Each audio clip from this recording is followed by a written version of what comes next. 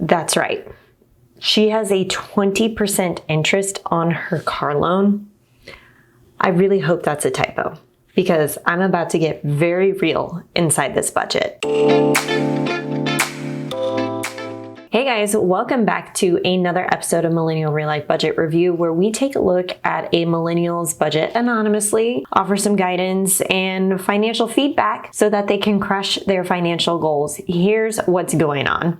So this person is a business development representative living in Atlanta, Georgia. I asked, what is their annual salary? They said $60,000. I asked, what is the biggest thing you struggle with financially? They said financial discipline and keeping real-time track of spending. I asked, what are your top 2 to 3 financial goals you want to accomplish? They said, create a budget that feels good and follow it consistently for 90 days. And I hope beyond 90 days too, right? The second one is pay off my phone loan of $500. And third, get a second job. I asked, how much debt do you have, not including a mortgage? They said $50,000. I asked, how much do you have in savings for an emergency fund? 0. So let's just take a look and see what's going on inside of this budget. Okay, let's see what we are working with.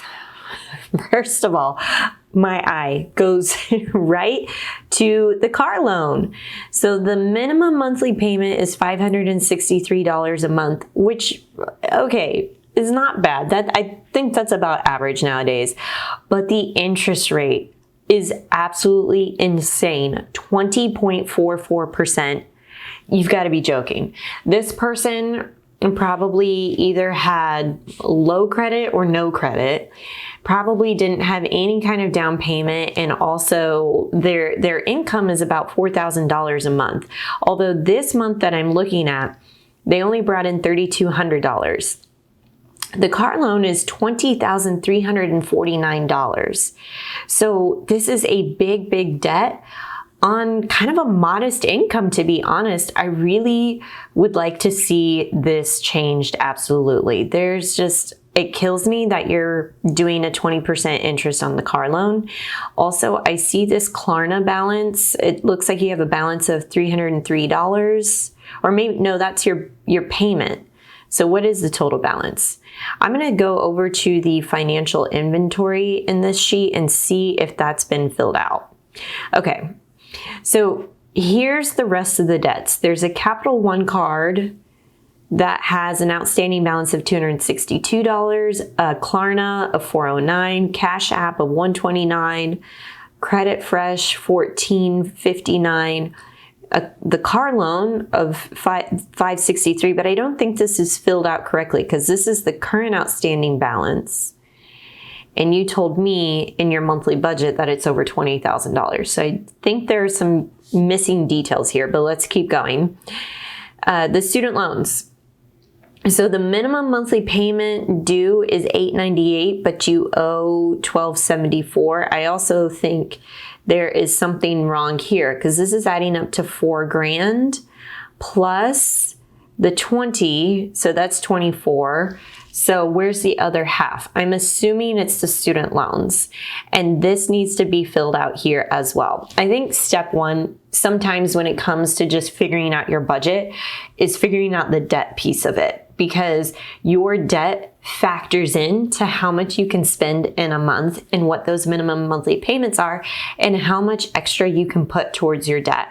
So for me, when I'm looking at this person's situation, it's getting real with the amount of debt that you have by listing out every single debt item inside of your budget. List what the minimum is, the interest rate, and the total outstanding balance. And for now, we need to make minimums on everything because you said in your application that you have $0 in savings, which is a problem. So if I was to go through your actual budget here, we're going to take a look at all of the fixed expenses. These are the mandatory expenses that you have. You pay them every single month to keep the lights on and food in the fridge and gas in the car. So for you, it looks like we've got rent, cell phone, internet, electricity, no water, groceries, gas, car maintenance. So let's see how much this is. So this equals to $21.40 for 1 month of expenses, and a starter emergency fund would be equal to 2 to 3 months of expenses. So that's $4,200, or we can do 2140 times 3, 6,000. So I would say a safe starter emergency fund for you would be equal to around $5,000. That cuts somewhere in the middle between 2 and 3 months. Then you can start prioritizing the debt payoff.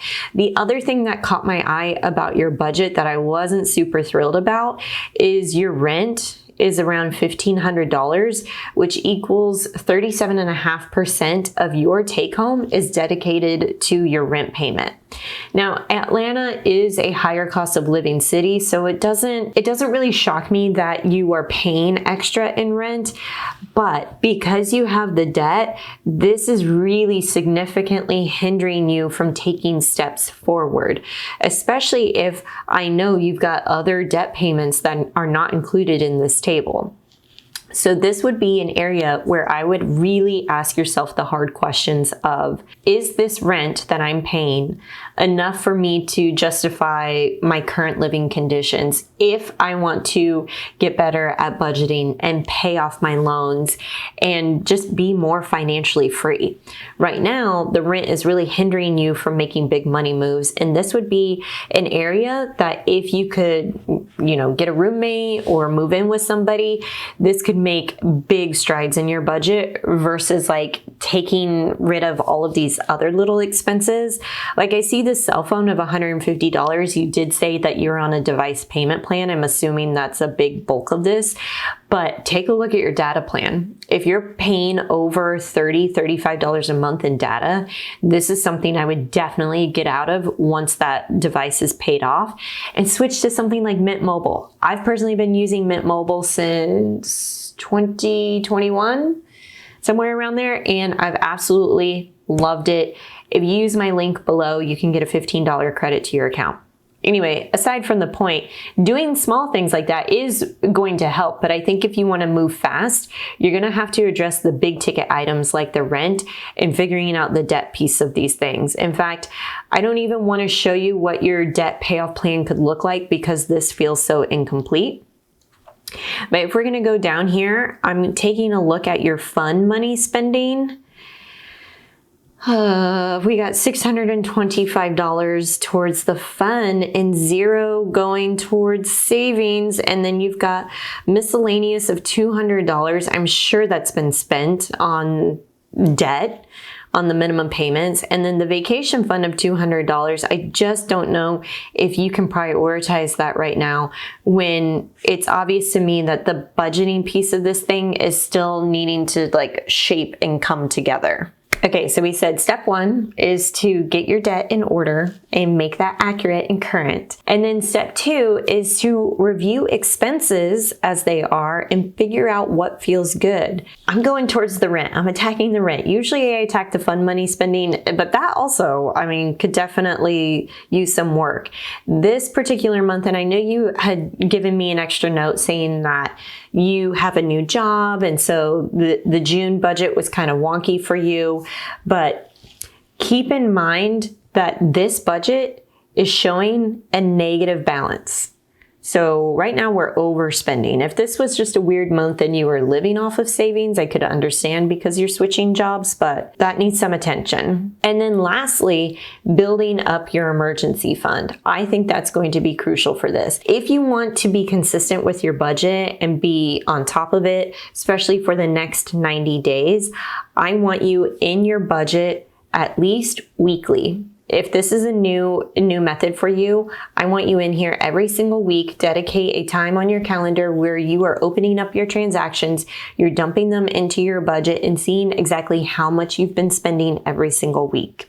Now, the good news is you can take this Google Sheets on the road with you because you can access it from your phone and just pop in those transactions as you go. I think keeping the spending top of mind is going to help you make healthier financial choices finances, especially when it comes to the debt, because seeing this car loan, and this is another area of priority for me. So getting the debts current, reviewing the expenses and seeing what feels good to change, starting your emergency fund, but truly asking yourself the tough question, is this car loan worth keeping? I would much rather you get a better interest rate, first of all. Second of all, do we need a $20,000 vehicle? And the answer is no. If you can get from point A to point B with a $7,000 car, that's what I want for you. I think I would much rather you drive an older vehicle with higher mileage for a temporary amount of time while you address some of these underlying issues, because it's preventing you and holding you back from the life that I think you really want to live, which is doing the fun stuff and going on trips. I think that's what is going to keep you disciplined. All right, so that was a look inside of this business development representative from Atlanta, Georgia, inside of their budget making $60,000. And I think the real issue is just getting real with yourself on exactly where you're at by putting everything on the table, flipping the pieces over and seeing how they fit back together again. Now, if you would like your budget reviewed anonymously for free on the channel, check out the Google Forms link below. Fill out the application. The more details you can give me, the more specific guidance I can give you. And if you want to take this step further and you're like, no, I for real want to talk with Justine, like for real, then check out my coaching program, which I will link to below, where you and me meet over Zoom. And we're going to be tackling your finances together so that you feel more confident and you don't feel so continuously stressed out and anxious like I know it's making you. All right, guys, that's it for this one, and I'll catch you in the next video.